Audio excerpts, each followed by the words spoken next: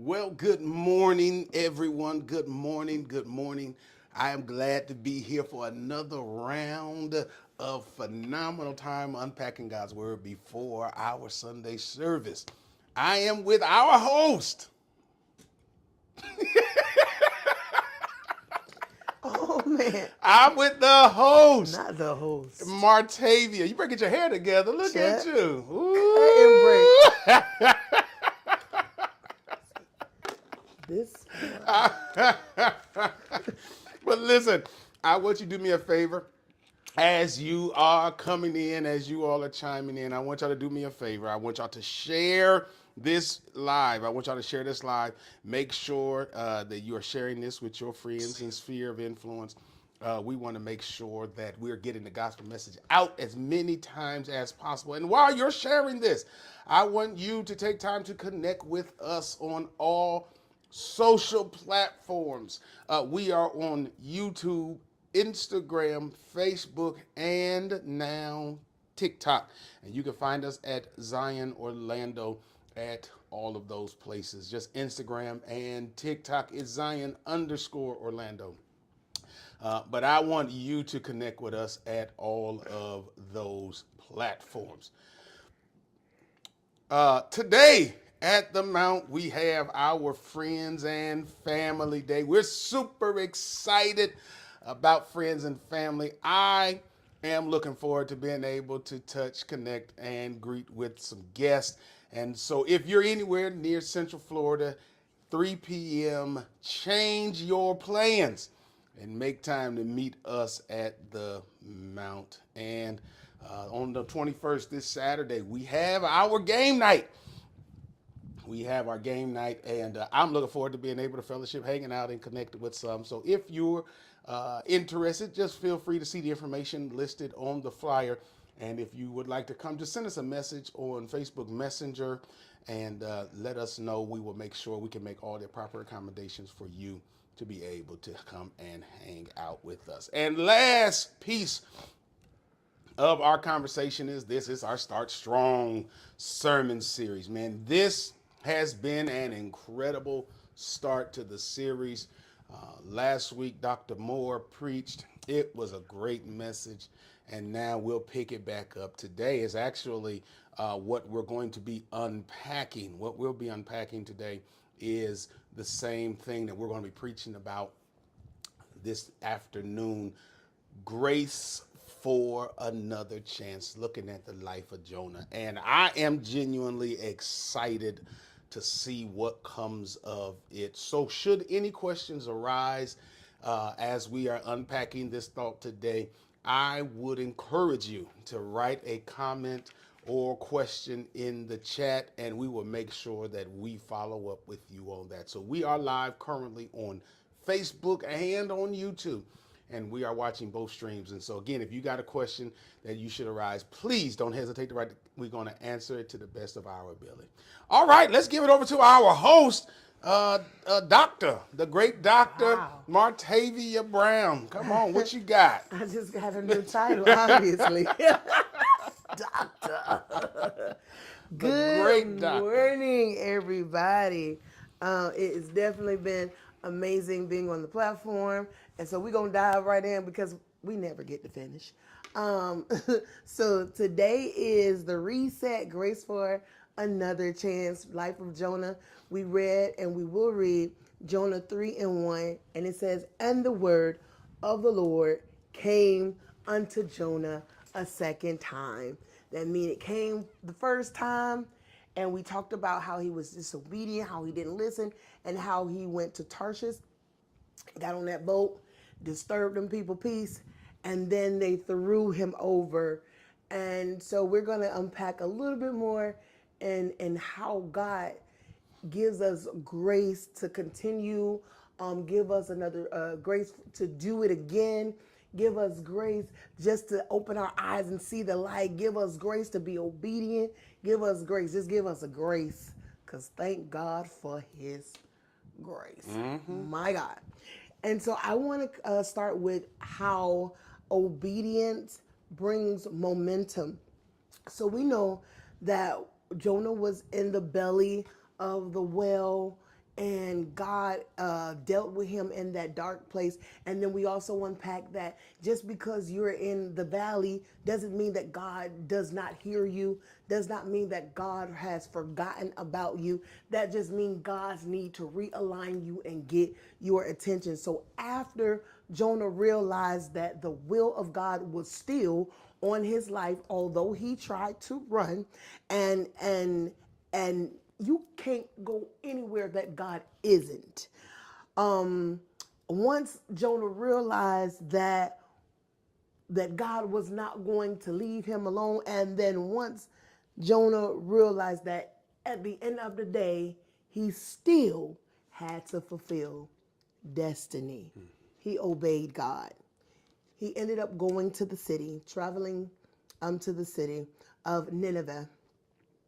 And it took him 3 days to proclaim what God had told him to do in the first place, which was the hard task of telling these people that they need to get their lives in order, that what they were doing was not satisfying God. What they were doing was angering God, and God was not pleased. And so nobody really want to condemn people because people are so sensitive nowadays. And so the hard task had to be done. Somebody has to do it. And so God gave Jonah the grace to deliver this message that, hey, you need to get it together. And so in that, the Ninevites grabbed a hold of what Jonah was saying throughout those 3 days, and it finally reached the ears of the king, the ears of the head, the ears of the pastor or the bishop, whoever is over your church. God mandates them because sometimes we need to be placed in order. That's you and I. You and I. We need to be realigned because we don't always get it right. So that's why grace has to be a part of this journey. Now, grace does run out, but I'm so glad that God's grace is sufficient. So Jonah went those 3 days delivering the message. It finally got to the king, and the king says, listen, if we can do something to change God's mind, let's do it. Now, I don't know many a times that we could change God's mind, but if it's something that I could do so that I won't have to die, I'm gonna do it. It's like going, being home and your parents tell you to clean up. I don't know about y'all, but we had chores growing up. These kids now, they babied. But us growing up, we had chores. And when our parents said to do something, we better had done it. And if we did not do it, there were consequences and repercussions. No matter where you ran, you tried to run. Some of us got the belt. Some of us got the extension cord. Some of us got a shoe, a broom. Some of us got something. But then once that warning came, once that fact that we knew something was going to happen, we got in alignment. Some of us, like my sister, personal story, she used to always cry her way out of it. It was something about her cry that my daddy was so soft-hearted towards. Every time this girl was up for a beating, I promise you, she would cry and this man would grace her and never beat her. So she never got a beating because she knew how to touch my dad's heart. Sometimes there are things that we have to do. We know prayer works. We know fasting works. Getting an alignment works. But that it has to come from the heart. You can't just do it out of fear. You have to do it because you know that at the end of the day, God is not pleased with what we're doing. He's not pleased with our sin. He's not pleased with our sinful nature. He's not pleased with our walk. He's not pleased with what we're saying, what we're doing, how we're treating people, how we're living our life. So I would suggest that obedience built momentum because it made them move. It shifted them from sin into grace, into movement, and to getting it right, and to setting it straight, and to being aligned. And in that, God can use a heart that's willing to realign. We're going to hear from the great Bishop in just this moment. What do you think, Bishop?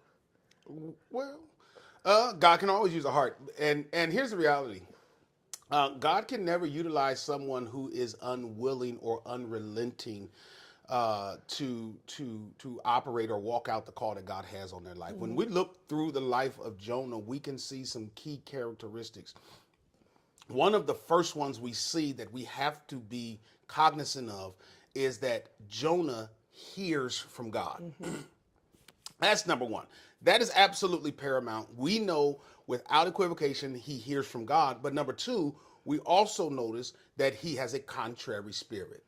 And if we're not careful, or if we're all willing to be honest, many of us who are in relationship or covenant with God know we hear his voice, but sometimes he says things that we don't want to hear, and we don't respond in the way that he has challenged for us to respond. And so that's what we see as a characteristic in the life of Jonah, which does speak to a heart issue. The reality is, it is one piece to know you can hear from God, but it's something totally different that you operate in obedience to God. Yes. And the struggle with many of us is that there is this dichotomy, this dual nature, this struggle to run to God and to our flesh, because we put a lot more confidence in us than we do in God. And the Bible doesn't really unpack in fulsome capacity what Jonah ran or disobeyed for. So it causes us to read into the text. And when it's said and done, ultimately, the point, I believe, it doesn't dig into it because it is a moot point. It is a relevant point. Right. The reality is God said it and he did not do it. He went as far away from where God wanted him to go. Literally, he was told to go to Nineveh. He went to Tarshish, the total opposite direction. And here it is, brothers and sisters, many of us at some moment of our life, God has told us to do one thing and we went the complete opposite direction. And in him going in the complete opposite direction, it caused chaos, confusion, and calamity to hit not just his life, but the life of everybody associated with him at that moment. Could I suggest that your decisions or your desire or willingness to operate in disobedience has tertiary effects on those that are connected to you? That's right. It really does. Because ultimately, if we are to be honest, we can look and say that there are some things in our life that makes us, excuse me, there are some moments in our life that causes us to look reflectively back over and see or evaluate and say, dang, I can pinpoint when I missed the mark. Yeah. I can see when I caused collateral damage. I can see when I made others falter. I can see when my decision caused others to stumble. I can see it. Yeah. Now we find him in a place where he's on a boat. The drama is going on all around him. And here it is. He is asleep. Everybody else is dealing with the effect of his decision. Right. And he is resting. My homiletical mind is engaged when I see that, because it makes me to realize one thing. The only reason some of us can be asleep in the midst of chaos is because we have been desensitized spiritually, my God, to the moment that we have created. So while everyone else, sometimes we look at sleep as in peace, but sleep can also be a disconnect. Yes, God. Because now I'm more anesthetized. I am more immobile.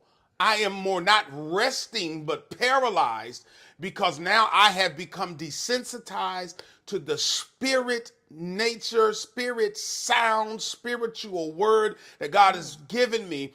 And everyone else is reeling, and I am resting.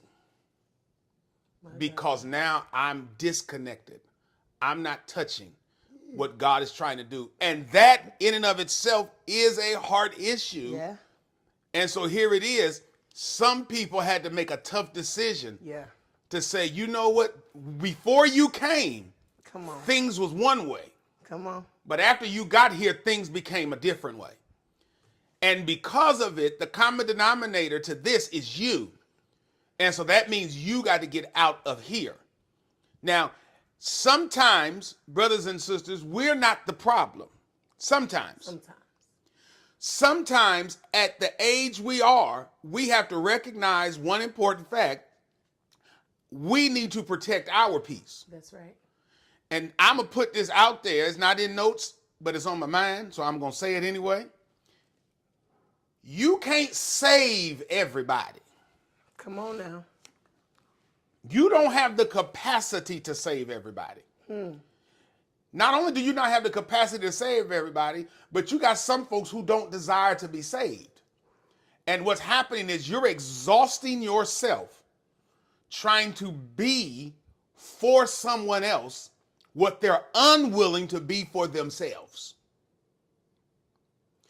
These fishermen who are used to storms on the water got to the point where they were so frantic because of your disobedience to God that now I'm dealing with the effects of it. You got to go. My God. And I'm telling you all that sometimes, some seasons of your life, you have to serve an eviction notice to some people. And here it is. Here it is. Here it is. Sometimes your eviction notice is not hurting them, but helping them. Yeah. Yeah. Sometimes you cutting some people out is actually saving their life. That's right. Because sometimes for someone to be healed, they have to be uncomfortable. And your safety net is giving them comfort. Come on. Where they're not forced to grow, where they're not forced to stretch, where they're not forced to trust, where they're not forced to operate in what God is calling them to do. Sometimes you have to get to the place where you're letting them go so they're willing to grow up. That's right. And so these fishermen excommunicated, evicted, kicked him off the boat. And what happened? The blessing of God happened. A fish came. Fish came, swallowed him up. Now, I don't want to get into my notes because I'm talking about this today. But the fish came, consumed him, or swallowed him, but it didn't consume him. Yeah. That fish was designed to give him shelter, Protection. not to give him judgment. Come on. Security. That fish was preservation, Yes. not imprisonment. Yeah. Because the fish came, swallowed him up, and gave him protection where what he was in would have killed him had it not been for the fish that saved him.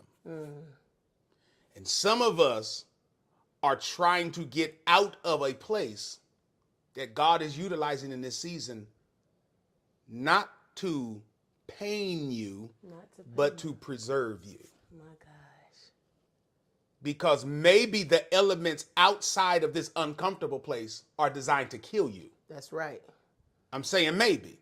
Maybe the elements of the place outside of the place that is annoying you can kill you, but the safety is in the place you don't want to be. But God needs you in that place because in that place, there's some things in you that he got to get out of you. That's right. Because Jonah found safety in the belly of the fish. Jonah found security in the belly of the fish, but Jonah found repentance in the belly of the fish. And the Bible shows us that until he relented, that's when the fish spit him on the dry land. And not only did it spit him on dry land, but the fish got him out of the elements that could have killed him and released him in the place that he can thrive. Come on. And sometimes, again, the place you want to be is not the place you need to be. Because sometimes the place you need to be is the place that's going to grow you.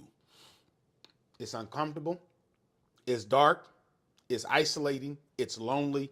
but it's necessary. But it's necessary. And all of us can look over the historicity of our life and recognize one important and key factor is that our growth was bore out in places we did not want to be. Ooh. Yeah. That was a lot. It was. Yeah. I didn't mean to take over your show. That's I didn't mean. Funny. I didn't mean. It is well. It is well. The dark place. Yeah. The deep place. Well, God makes you uncomfortable. Mm-hmm. He molds you. He does his best molding. Mm-hmm. Yeah. And when things are good, we don't even think about the will of God. We don't think about what situation we're in is preparing us for that next. When things are good. Right. It's not until things get bad and ugly and it's unfortunate, but it's not until things get bad and ugly that we start paying attention to God in our current circumstance and situations. Yeah, I agree. But, I'm going to tell you, the reality is that those moments throughout text, not just Jonah, throughout text, it is always those moments that we experience God. Always. If I'm going to do one thing I never encourage anybody to do, and I'm going to leave the text, but I want to leave the text to make a point. Isaiah says something, and this is vital in the New King James Version. The Bible says, in the year King Uzziah died, I saw the Lord high and lifted up, his train filled the temple. New King James Version says something I really like. New King James Version says, in the year King Uzziah died, I saw also the Lord. That four-letter word means something. Yes. It says, I saw also the Lord. It's important. That little caveat is so key because he shows us something. What he shows us is that in the year that I experienced my greatest losses, I also saw God. Yeah. And the only point that many of us have to recognize is that it is in those low, draining, trying seasons that we have the privilege to experience God. We grow in those seasons. Yes. We thrive in those seasons. We don't like it, but when we come out of it, we would have the testimony that David had that said, it was good for me. It was good for me. David said, no, again, that's not a statement you're going to make when you're going through hell. When you're crying tears, when you're fighting for your life, when you're barely surviving, when you don't know what tomorrow going to bring. You're not going to make that testimony or that declaration when you don't know how you're going to put food on the table, when you don't know if you're going to be able to have a job to go to in the morning. But when you keep enduring and you come out of that season, you look back and you recognize I'm better on this side than I was on that side. And that's why my testimony has shifted and said it was good for me. It was good for me. It was good that I was afflicted because in my affliction, I learned some things about God that I never would have learned. Whew. And those is when we come out of the moment. Yeah. And that's why I could imagine, if I can use my sanctified imagination, that Jonah was in the same place. Jonah literally could look back and say, man, I'm glad. I'm glad that he arrested me. I'm glad that even when I operated in disobedience, he protected me. Yeah. I'm glad that even when I missed the mark, even when I was in disobedience, even when I went contrary to his will, he still loved me enough to care to get me back on track. Yes. He sent me that fish. He sent me that protection. Right. And some of us have been in seasons of our life when we was ready to lose it all. And God sends help. That's what he did. That's what he did. And what happens? Because he found repentance in the belly of the whale, God comes to him in Jonah chapter 3, verse 1, and says, I'm going to give you another chance. That's the grace for another chance. Yeah. That's the beautiful piece. That's beauty. That's the beautiful piece. That's the gospel message. God looked beyond all of our disobedience, and he said, I know you didn't do right. I know you said some things you shouldn't have said. I know you done some things you shouldn't have done. I know you went away you shouldn't have went. But I'm giving you another chance. Yeah. And I'm glad about that. I'm genuinely glad because many of us are thankful for the chance that God gave us for salvation. Mm-hmm. But we don't focus on the chance he's giving us after salvation. Mm-hmm. Because we don't need grace just while we're unsaved. Right. We need what we're saying. Yes, Lord. Oh my God. No, we need grace Every for day. salvation. I need it. And he came to us, he literally says, I'm giving you another chance. I'm giving you another chance to do what I tasked you to do before. Yeah. You may not have wanted to do it, but the assignment is on you. Yeah. And I'm giving you a chance. And here it is, you all. The reality is God has arrested our attention. He has made us uncomfortable just so he can get us to recognize that I love you enough to give you another chance. That's the beautiful piece about the gospel. What? That's good. The The grace. That's grace. That's grace. That's grace. Unmerited favor. Mind you, you don't wake up deserving grace. You don't wake up deserving grace. It's just the fact that God has to be still a man of his word. And whatever he has to do to cause his will to come to pass in your life, he will. Yeah. And so here it is. If he graced you, or if he called you to do it, he'll grace you through it. Yeah. If he calls you to it, he'll grace you for it. Don't throw in the towel. Don't feel like you unqualified. Don't feel like your past has grabbed so a hold of you, or your disobedient or your sinful nature, your old sinful self, your old self has gotten so a hold of you that God can't use you. That's not what he did for Jonah. Yeah. He graced Jonah for the journey. He graced him for the journey. Well, listen, man, I'm so appreciative of you all chiming in with us today. And I pray that this session has been a blessing and enrich your life. Listen, if you would, make sure if you're watching this on replay to share and connect with us on all social media platforms, man. I want to make sure that you know where to find us at any given time. I want to pray for everyone that may be on live or may watch this replay, because I believe God has something to say to you. Father, I thank you for these that are here. Thank you, oh God, that you have given us a moment, sparked something in us, prompted us to ask, seek, and request another chance.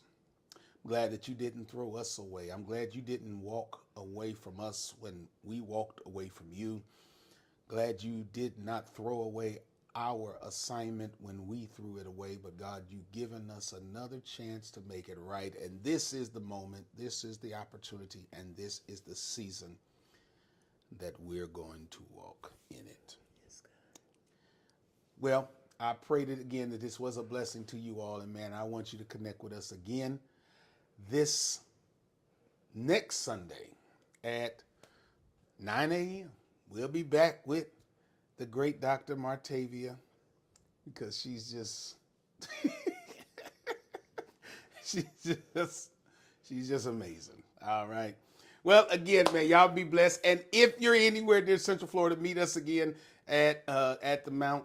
We're having our Family and Friends Day today, the 15th at 3 p.m., 7810 Albania Avenue, man. Love you. Talk to you all soon, y'all.